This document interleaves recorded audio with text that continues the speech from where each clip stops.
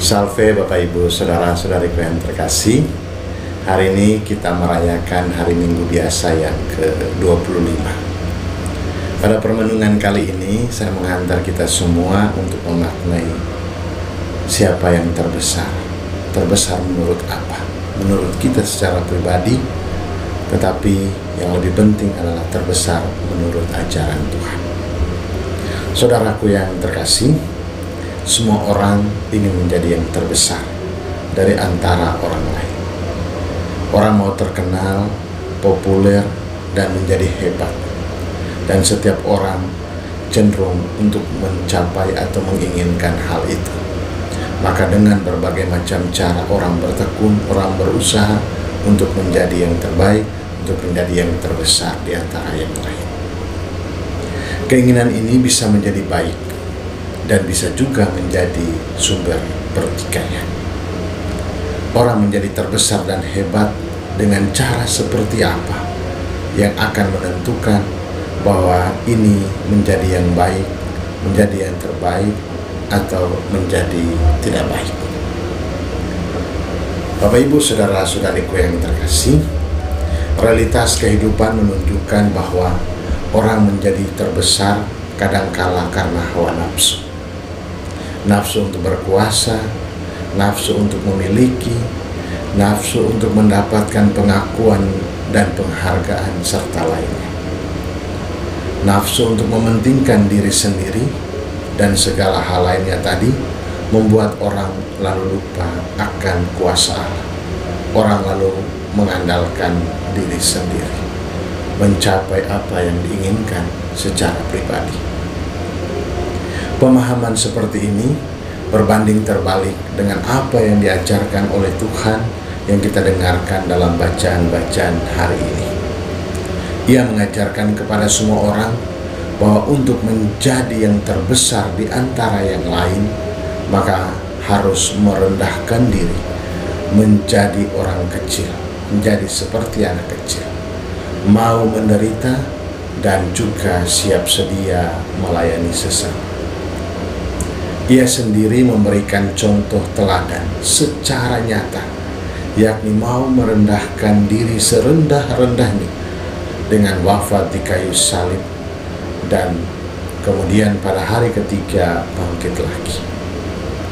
Dan ia menegaskan bahwa jika seseorang mau menjadi yang terdahulu, hendaklah ia menjadi yang terakhir dari semuanya dan menjadi pelayan semuanya. Saudaraku, saya mau ingatkan kepada kita semua akan pemahaman umum yang seringkali terjadi atau juga menjadi cerita dalam kehidupan bersama. Saat orang mulai sukses atau berhasil atau menjadi terbesar, naik pangkatnya ataupun menjadi terkenal atau populer, maka mulai banyak orang mencela, bahkan ingin menjatuhkan.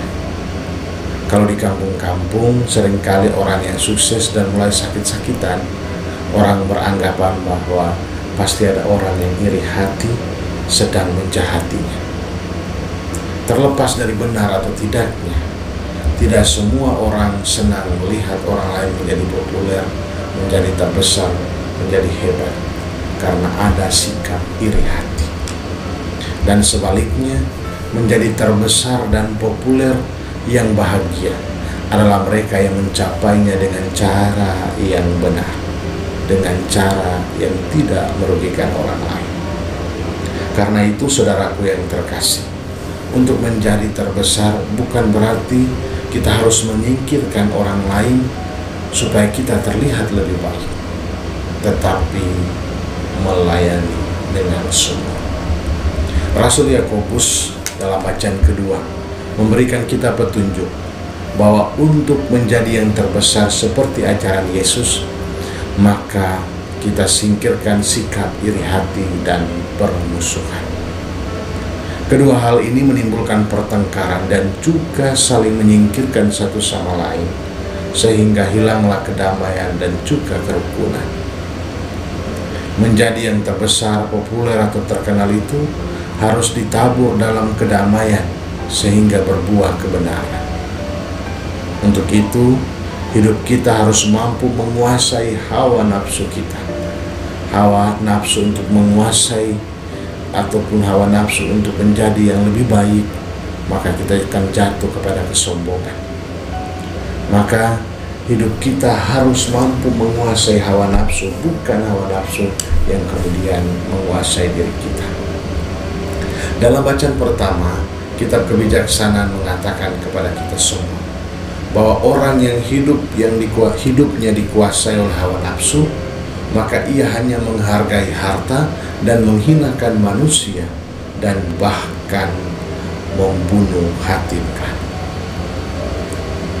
Hidup yang dikuasai akan mematikan hal-hal baik dalam diri kita, sehingga mengarahkan hidup sebagai orang-orang fasik. Itu karena apa? Kita dikuasai oleh hawa nafsu yang tidak baik. Saudaraku yang terkasih, meski demikian, Allah datang menyelamatkan kita. Allah datang membebaskan kita. Ia yang wafat tetapi kemudian bangkit lagi untuk membebaskan kita. Kitab kebijaksanaan juga mengatakan bahwa ketika kita hidup dalam kebenaran, Allah akan datang menolong kita. Untuk itu Yesus meminta kita supaya untuk menjadi yang terbesar, kita belajar untuk merendahkan diri menjadi orang kecil, mau menderita dan siap melayani sesama.